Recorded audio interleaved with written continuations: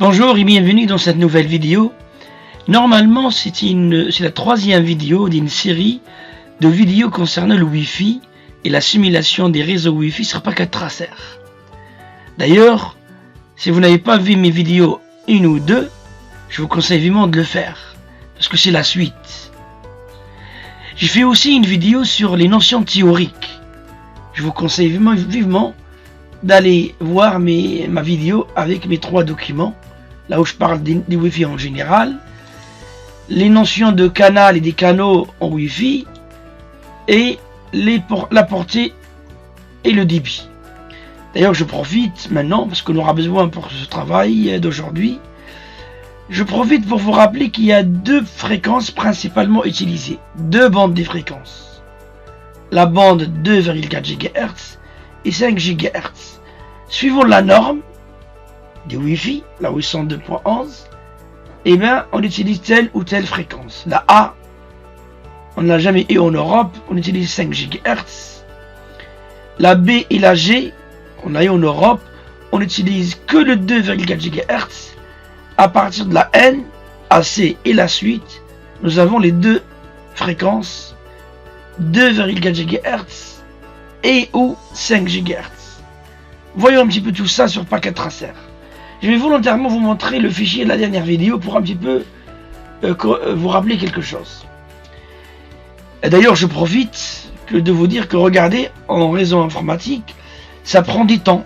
Je le dis souvent aux étudiants et aux élèves, lorsqu'on lance un réseau, ça prend quelques secondes, parfois quelques minutes, pour que le réseau rentre en place. Vous voyez là, le Wi-Fi s'est rétabli, et la partie là, LAN, c'est même pas encore le cas. D'accord ? C'est même pas encore le cas. Voilà, donc ce qu'on va faire maintenant, c'est qu'au lieu d'utiliser un point d'accès, là, eh bien nous allons utiliser un tout en un. Je vous rappelle par exemple que ce point d'accès générique, il ne fait que le 2,4 GHz. Et qu'on a volontairement pris un point générique, mais c'est juste un point d'accès, en AC qui fait les 2 fréquences. D'accord ? Qui fait les 2 fréquences. 2,4 GHz et 5 GHz. Et que ici, il n'y a que des équipements en 5 GHz, y compris pour le laptop et le desktop à qui on a ajouté des cartes Wi-Fi. Et que là, malgré qu'on a un point d'accès AC, donc 2,4 GHz et 5 GHz, et bien n'importe quel client peut se connecter. Il y a ici un client à 2,4 GHz, alors que sur le laptop, nous avons ajouté volontairement une carte Wi-Fi à 5 GHz. On va faire un petit peu quelque chose de spécial, d'accord ? Vous comprenez. Ça, on n'a plus besoin parce que c'était juste pour les besoins de démonstration. Je vais enlever tout ça. Hop, j'enlève. Et je vais volontairement enlever ça aussi, ce point d'accès là. Alors, qu'est-ce qu'on a ? Je vous rappelle que celui-là, il est en 2,4 GHz. Celui-là en 2,4 GHz. Celui-là, il est en 5 GHz. On peut vérifier, hein, parce qu'on voulait ajouter le Wi-Fi. Il est oui, en 2,4 GHz. Donc sur le matériel, je peux voir qu'il est en 2,4 GHz. Et celui-là aussi en 2,4 GHz. Ce qu'on va faire, pour que ce soit vraiment intéressant, on va rentrer là. On va modifier celui-là en 5 GHz. Donc, ce qu'on va faire, c'est que d'abord on va éteindre le PC. Rappelez-vous la règle. Retirer la carte. Alors, je ne l'ai pas retiré, pardon. Hop. Allez trouver une carte Wi-Fi 5 GHz. Vous voyez là, en AC. Et je la remets ici. Voilà. On peut aller vérifier. Ah, pardon, on n'a pas allumé. Chaque fois j'oublie de l'allumer. Bien sûr. Hop, là, le Wi-Fi. Eh bien, je suis bien en 5 GHz. C'est très bien. Et celui-là, pareil, je vais le modifier. Je vais l'éteindre. Retirer la carte. Chercher une carte en A par exemple, en 5 GHz. D'accord, c'est une carte en A et remettre la carte en A. Voilà.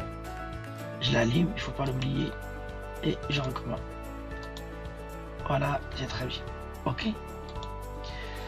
Donc je vais maintenant ajouter, si vous voulez bien, un tout en un. Donc je vais aller dans les équipements réseau, Wi-Fi, et je vais prendre un tout en un. Je vais d'abord prendre un tout en un récent, donc voilà, on prend celui-là. Il est en AC. D'accord. Je peux vous montrer comment il est. D'accord. Et on a bien les 5 GHz et les 2,4 GHz. D'accord. Alors, qu'est-ce qui se passe? Vous devez savoir que ici on avait fait des configurations. Donc, pour vraiment se connecter directement, je vais configurer le point d'accès ici.